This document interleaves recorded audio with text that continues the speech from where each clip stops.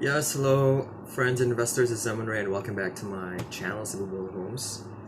And if you're not subscribed, kindly subscribe my channel and please the bell button so you can be updated for latest videos we upload on our channel. So now for this episode for Home Talk, we're checking out some of the breaking headlines, breaking news headlines for today.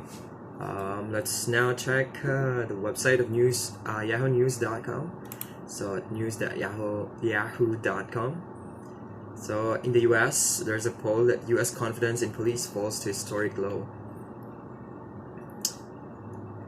Also, it's a hot issue now in the US about the upcoming elections that Joe Biden picked Kamala Harris as his running mate, and it's a good news for the Indian community in the US as Indians cheer Biden's pick of Kamala Harris. But there's an ex-senator in the US who's now raising an issue about Kamala Harris' record. Of course, every elections, you will know all the issues of the running politicians. Then, according to Trump, from Yahoo News, George Washington would have had a hard time beating me before the plague came in. And here's an interesting news from Raging Bull, how this guy made 2.8 million trading stocks part-time at home. And still in the US, by Associated Press, police face new lawsuit probes after Elijah McCain's death. On politics with USA Today, Andrew Yang on Democratic National Convention, I kind of expected to speak. Then in the US, by the Daily Beast, pro poker player was bound sexually assaulted lit on fire after motel meeting. On business from Miami Herald, Salmonella shrimp ignites a recall at Costco, Fresh Market, BJ's Wholesale, and others. On lifestyle, from Business Insider, N95 respirators can be sanitized using crockpots and rice cookers, study finds. From NBC News, mother says son with autism was kicked out of church by priest. Let's check on the details about the news later. Then Bill Cosby files new appeal over sexual assault conviction. And 3 killed in Bangalore, clashes over Prophet Muhammad post. South Dakota governor to get $400,000 US of security wall around residents. Georgia high school closes 8 days after reopening, confirms 14 coronavirus cases. Fox News baselessly claims that something going to happen to Joe Biden. And in the US, from USA Today, some states require travelers to self-quarantine or present negative COVID-19 tests. On health, from Miami Herald, thunderstorms have hospitalized 52,000 Americans for breathing issues, study says. Let's find out why later. Economic cloud makes China tougher challenge for US than Soviet Union was, according to Pompeo, from Reuters. And Israel strikes Hamas positions in Gaza over fire balloons.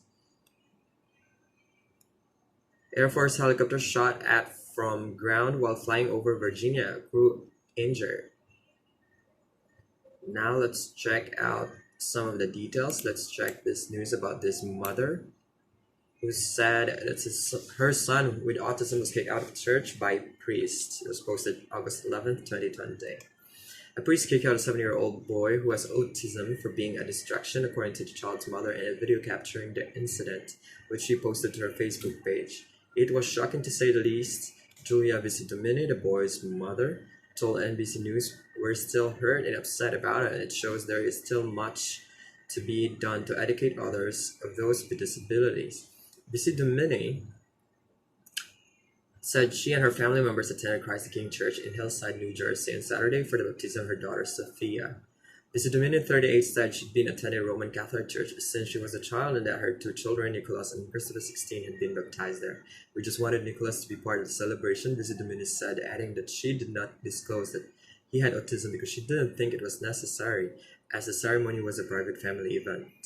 During the ceremony, Nicholas, who finds comfort in bringing toys to public places, was playing a candle room adjacent to the baptism, Visidomini said. He dropped a toy and it clattered on the floor, upon which the Reverend Luke Tran, the priest leading the ceremony, instructed Nicholas to leave. out, the priest said according to a video posted to Vici Dominus' Facebook page. This church is not for play. Vici Dominus said that Nicholas Stanfield did not understand what was happening and left the church with her mother-in-law, but that it was still painful to witness the priest interact with her son that way. When Vici Dominus tried to explain Nicholas' condition, the priest replied, "Don't bring your child to church to distract me," part of the video. This could have been handled in different ways, Vici Dominus said. We don't speak to Nicholas that way, and it was unprofessional and kind for the priest to do so. He should have addressed us as the parents, not Nicholas. After his ceremony, Vici Dominus and her husband Mark attempted to speak to the priest, she said. The priest began to raise his voice and told my husband that Nicholas should not have been playing in church and that it was a distraction to him, Vici Dominus said. My husband told him that he thought a priest of all people would be more sympathetic to a child with special needs. The Archdiocese of Newark apologized to the family on behalf of the church, acknowledging the statement the priest was regretful.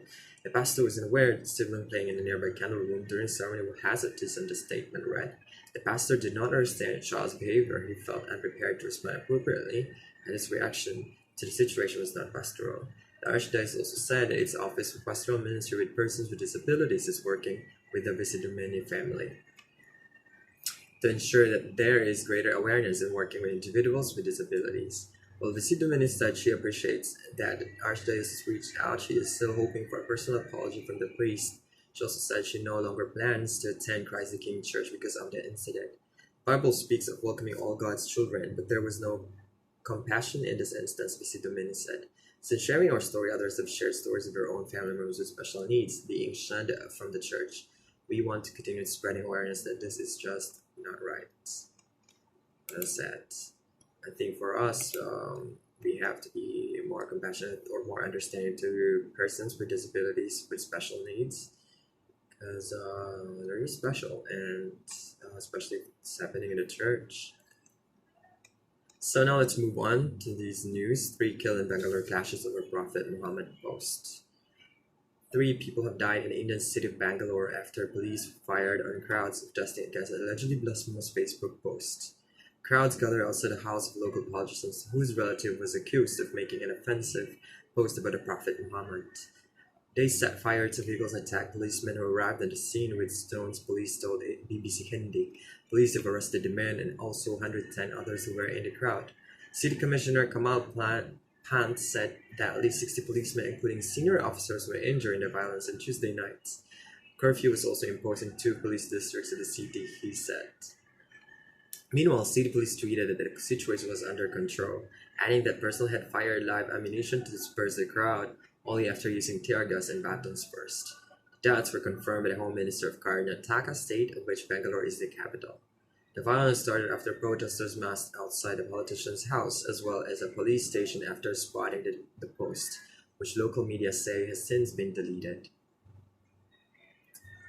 Meanwhile,